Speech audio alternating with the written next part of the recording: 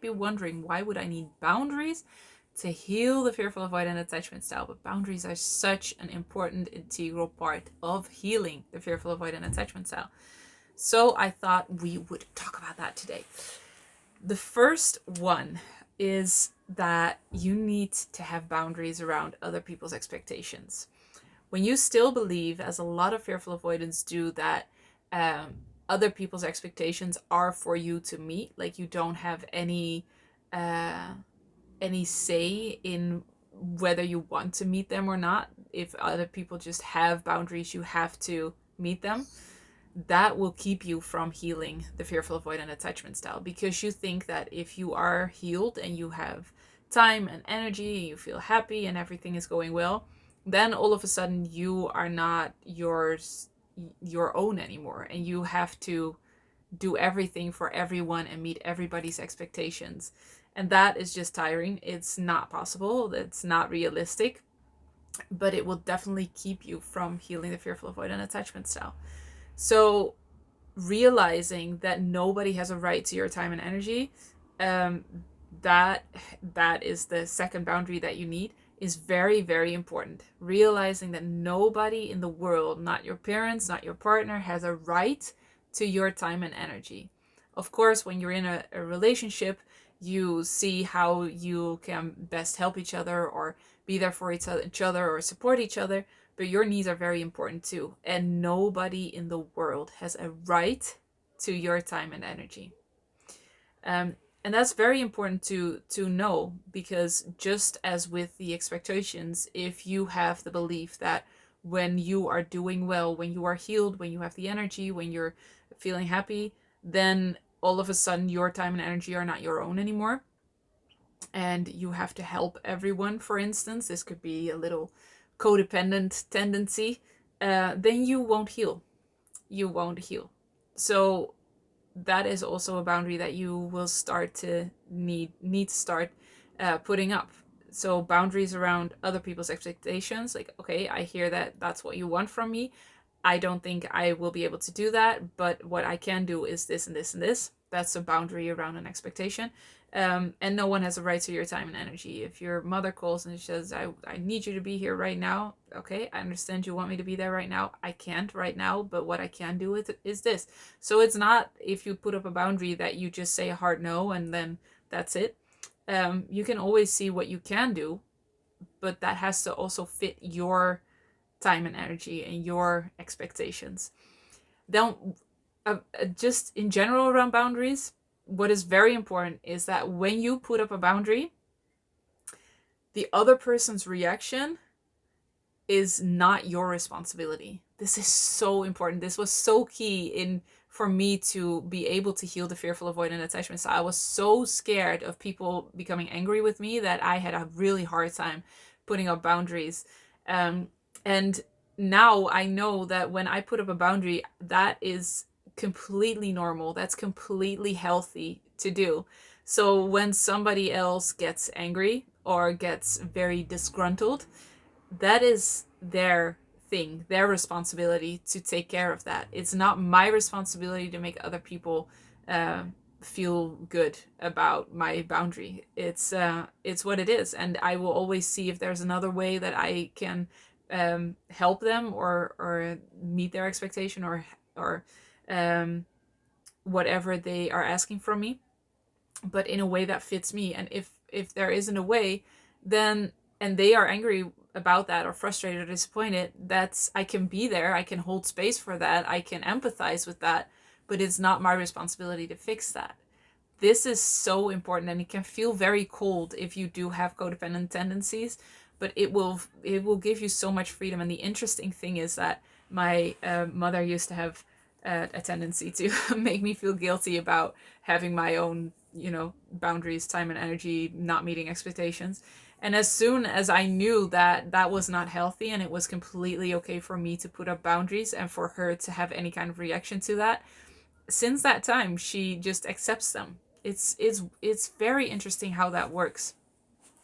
Um, so yeah, it's very important to know that you don't need to meet other people's expectations and no one has a right to your time and energy. And then Another boundary is that it is very important for you to honor and listen to your in the moment needs.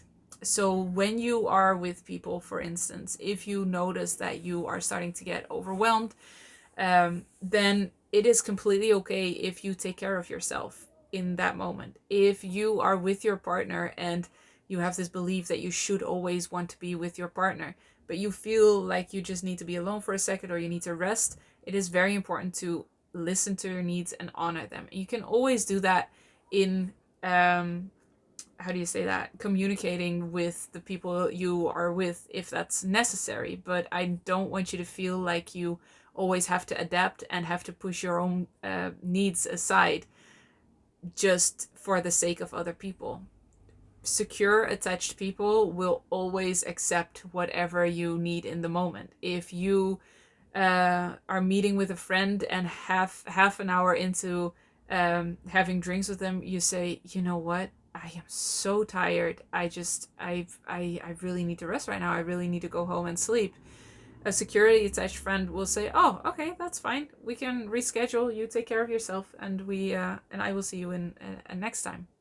So when people become angry or disappointed, that's not your fault, and it's not your responsibility to fix that.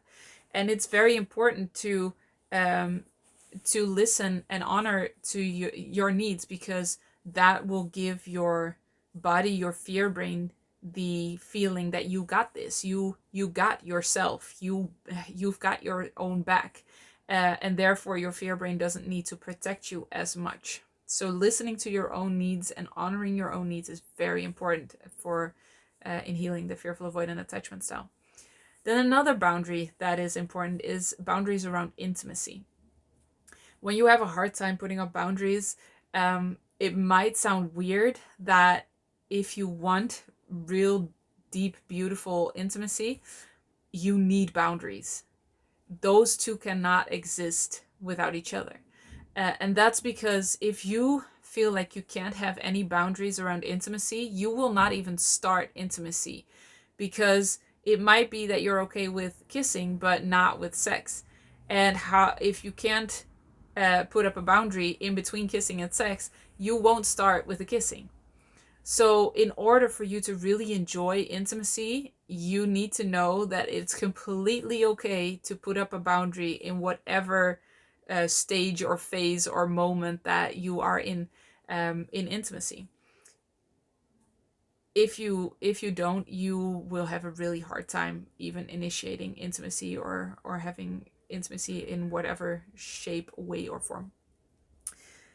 The fifth boundary is that boundaries around what you consume and let in. When you are still really struggling with the fearful avoidant attachment style, when you're in the crash state, everything can trigger you, and it's just, there's so many messages, there's so many things people say, the media says, movies say.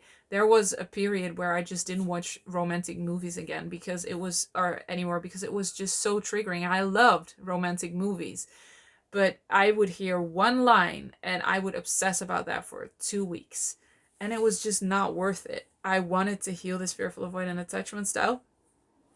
And of course, I can hear you think, well, but should you avoid all triggers then?